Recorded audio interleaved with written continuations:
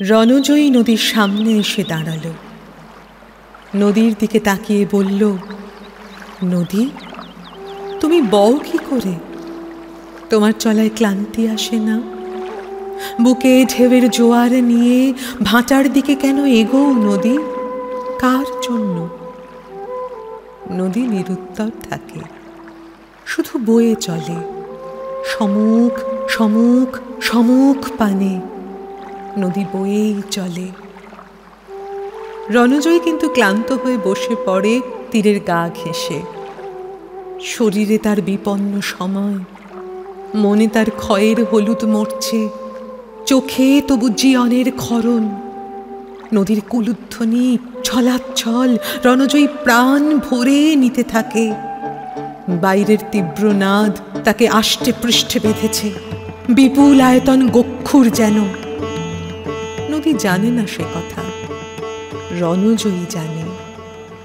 তার তীরগুলো এলোমেলো হয়েছে কবে, সে খবর এসে পৌঁছায় নিজে।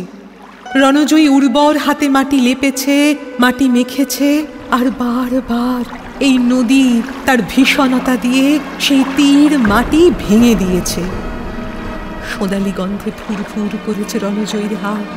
হৃদয়ে বলেছে, ক্ষান্ত দাও নদী, আর বেঁধো না, কষ্ট দিও না আমায়।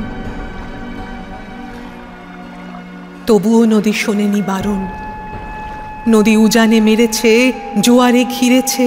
তদুপরি রণজয়ী আবারও নদীর কাছে এসে দাঁড়িয়েছে, নদীর কাছে। কিন্তু নদীর মুখ থেকে একটি শব্দও বেরিয়ে আসেনি, নিরবধি বয়ে চলা ছাড়া। তাই শেষ মুহূর্তেও রণজয়ী নদীরই সখ্য নিয়েছে। দেখেছে, থমকে গেলে নদী নতুন পথ ধরে কেমন করে। কিন্তু যে পথ ফেলে এলো, সে পথের বেদনা গেল কই? কোন ঝিনুক মালার একটি বিন্দু খসে গেল?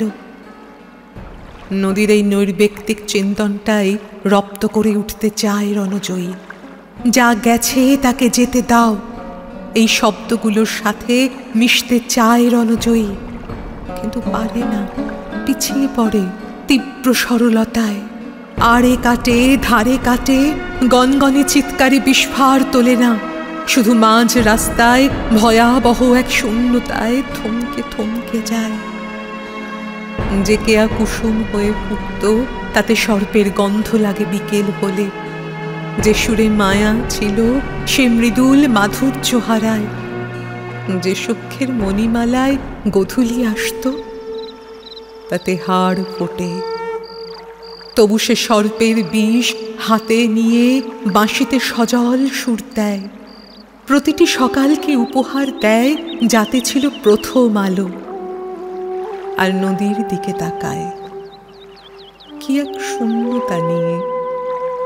কিন্তু জানেও না, নদীও তার দিকে তাকিয়ে বলে, এগো রণজয়ী, এগো, এগো রণজয়ী, এগো। মাঝ থেকে উত্তরে, উত্তর থেকে দক্ষিণে, দক্ষিণ থেকে অস্তে, অন্ত থেকে উদয়ে। আমি যে তোমাকে দেখি পথ চলি, এগো রণজয়ী, এগো।